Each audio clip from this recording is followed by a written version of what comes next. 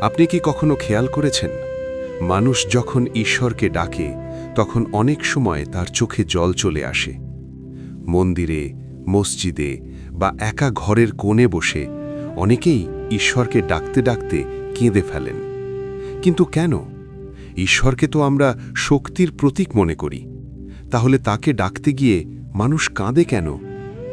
কারণ মানুষের কান্না শুধু দুঃখের জন্য নয়, কান্না অনেক সময় হৃদয়ের গভীর অনুভূতির ভাষা।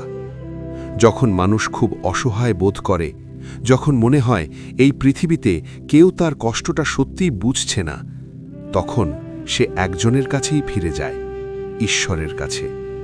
ঈশ্বরকে মানুষ শুধু দেবতা হিসেবে দেখে না, অনেকে তাকে দেখে বন্ধু হিসেবে, অভিভাবক হিসেবে, বা এমন একজন হিসেবে যিনি নিঃশব্দেও সব বুঝতে পারেন।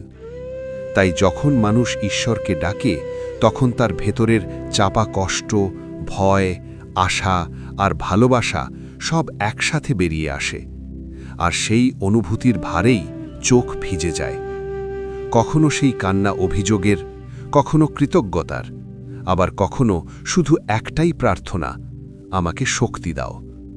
হয়তো এই কারণেই মানুষ ঈশ্বরকে ডাকতে ডাকতে কাঁদে, কারণ কখনো কখনো কান্নাই হল মানুষের সবচেয়ে সত্য প্রার্থনা। ভিডিওটি ভালো লাগলে অবশ্যই লাইক, শেয়ার ও সাবস্ক্রাইব করে পাশে থাকতে ভুলবেন না। ধন্যবাদ।